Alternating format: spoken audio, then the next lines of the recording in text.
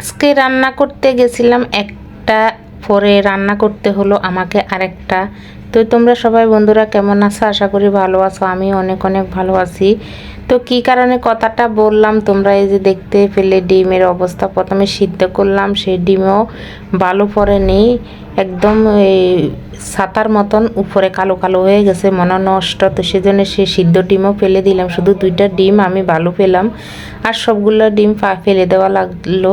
তো পরে সিদ্ধান্ত করলাম এভাবে ভাপিয়ে রান্নাটা করব, পরে ভাপিয়ে নেব। তো এখানেও 3টা ডিম আমি নষ্ট পেলাম, ফেলে দিয়ে পরে আবারও এখানে 3টা ডিম নিয়ে নিলাম। তো এখন কেকের বাটির ভিতরে সামান্য একটু তেল আমি মিশিয়ে নিলাম, সরিষার তেল। তারপরে যে বাটির ভিতরে ঢেলে দিয়ে পরে জলের ভিতরে দিয়ে ঢাকনা দিয়ে পরে আধা ঘন্টার মতন একটু অপেক্ষা করলে বাস ভাপানো হয়ে যাবে। তো ডিম ভাপা এই রেসিপি আমার চ্যানেলে প্রথমবারে আমি দিলাম, কিন্তু এভাবে রান্না খুবই সহজ আর খেতে অনেক মজা হয়। তোমরা কে কী খেয়েছো এভাবে ডিম ভাপা আমাকে অবশ্যই জানাবে। তো এদিকে তো আমার মশলাও সব বাটা শেষ। আমি ভেবেছিলাম সিদ্ধ ডিম করে বুনা বুনা করে রান্না করব, যেভাবে রেগুলারে সবাই রান্না করে ওভাবে রান্নাটা করব। তো ওভাবে রান্নাটা করলে আমার ঘরে সবাই আমরা পছন্দ করি। পরে ডিমের অবস্থা দেখে এবার পরে সিদ্ধান্ত করলাম এভাবে রান্নাটা করি। আর ডিম ঘরেও বেশি ছিল না, অল্প ডিম ছিল। তো এখন সবার তো হবে না, তো সেজন্য এই বুদ্ধি করে আমি রান্নাটা করতেছি। তো এভাবে রান্না করলে খারাপ হয় না, অনেক অনেক ভালো হয়। তো তোমাদেরকেও একটা খুব ভালো রেসিপি শেয়ার করতে পারলাম, আমার কাছে আজকে খুবই ভালো লাগতেছে। তো বন্ধুরা তোমরা আমার রেসিপিগুলো কেমন লাগবে অবশ্যই জানাবে। আমি তো রেগুলারই একটা একটা করে রেসিপি ছেড়ে থাকি, হয়তো তোমরা আমি যেভাবে রান্নাগুলো করি সেভাবে তোমরাও জানো।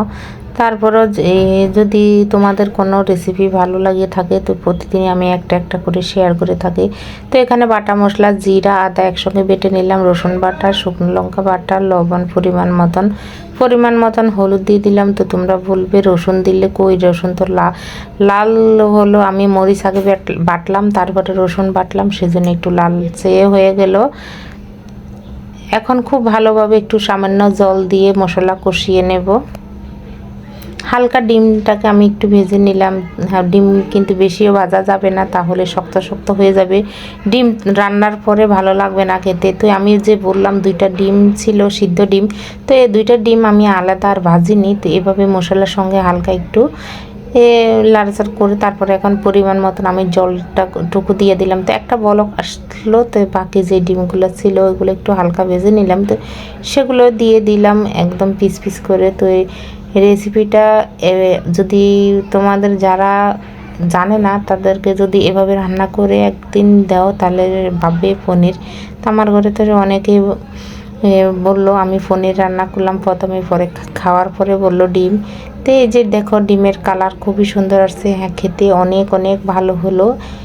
তো এই মাত্র 3টা ডিম আর এখানে গোটা 2টা ডিম, তো এই ডিম দিয়ে আমার আজকে 2 বেলা খুব সুন্দরভাবে হয়ে যাবে। দেখো বুদ্ধি খাটিয়ে কত সুন্দর একটা রেসিপি তোমাদের সাথে শেয়ার করলাম। ধন্যবাদ।